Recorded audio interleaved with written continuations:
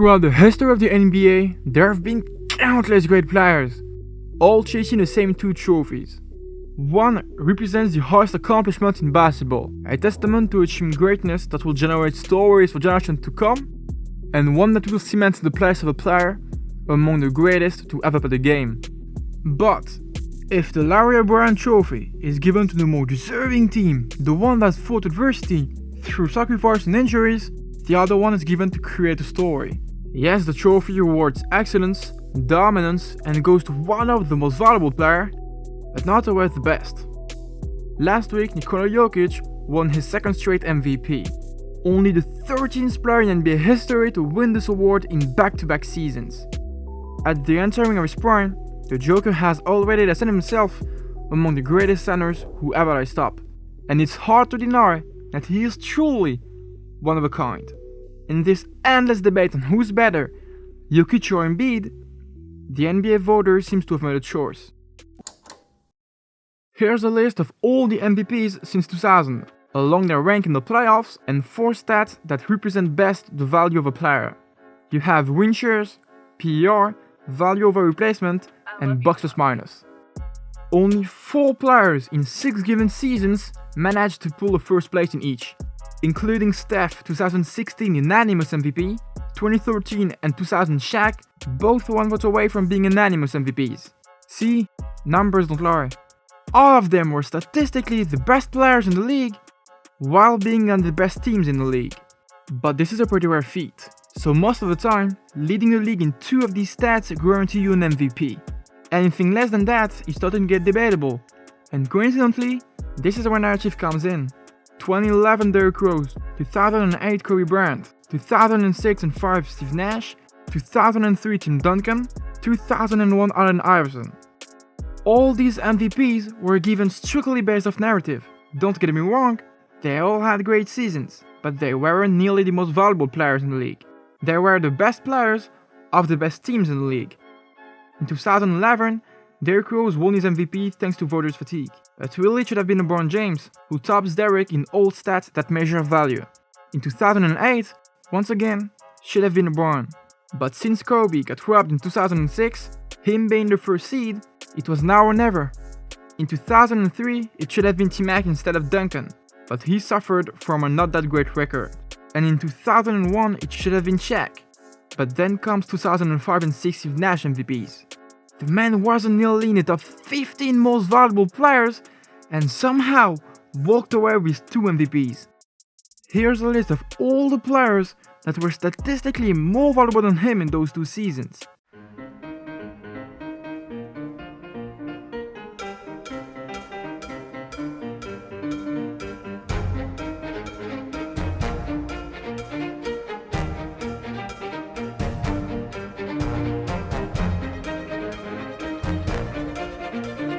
So that shows you how hard they value winning over value itself.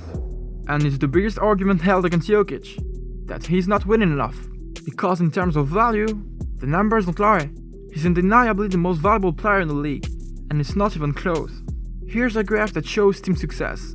On the x-axis, there's the winning percentage, and on the y-axis, the net ratings. For example, the Phoenix Suns, the best team in the league, got a net ratings of 7.5, which means that they were outscoring opponents by 7.5 points per 100 possessions. So, on the top right, you'll find teams that were very good this year, like the Warriors, Heat, Celtics, and on the bottom left, you'll find teams fighting for the first pick, like the Pistons, Blazers, Thunder, and here are the Nuggets. Not too bad, but not that great. But if you only take the minutes where Jokic is playing, then it's an all new story. With Jokic on the court, the Nuggets were statistically the best team in the league, outscoring opponents by 8.4 points. Meanwhile, when Jokic is on the bench, the Nuggets' net ratings fall to a minus 11.3, which is downright atrocious since the league worst is minus 9.1 by Portland. So the difference between Jokic playing for the Nuggets and sitting on the bench is the difference between playing the best team in the league and the worst team. So how about that for value? Nikola Jokic MVP, whether you like it or not, is based on merit and value. Some may argue that Embiid is at the same level as Jokic. I mean, he became the first center in 2 decades to win the scoring title. His offensive skill set looks like a prime Michelangelo, but somehow a 6'11" limp Serbian with the athleticism of a 60-year-old man beat him twice. And that's the problem with these awards. In 20 years from now, people will argue that Jokic was way ahead of Embiid just based on his resume, just like we do for Olajuwon and Ewing. These awards don't tell the full story. 5 years ago, if I told you that there was a player able to shoot like Kevin Durant and assist like Chris Paul, you'll definitely think of a new god of a guard, right? Until I told you that he also grabs 13 rebounds a night. Now you'll think that he runs the league by himself. But no. Some may consider that he is not even the best at his own position. The league is stacked with generational talent, almost identically as forcefully dominant. Nikola Jokic became the first player to record 2,000 points, 1,000 rebounds, and 500 assists in a single season. His ability to control the game and to single-handedly carry the worst team in the league to the playoffs has made him the most valuable player. Joel Embiid is putting prime Shaq numbers while showing reminiscence of Olajuwon's skill set. The arguably greatest player of all time had one of his best individual seasons, but yet doesn't have any room to fit in the MVP discussion. Giannis, Steph, KD, and a dozen young stars thriving for greatness, all chasing the same award. One award for a couple of dozen all-time greats each and every year.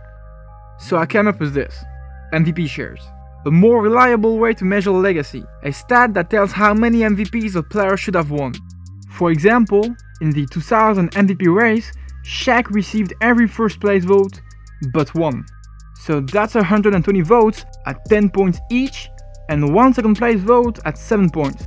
Therefore, his MVP share for that season is .998.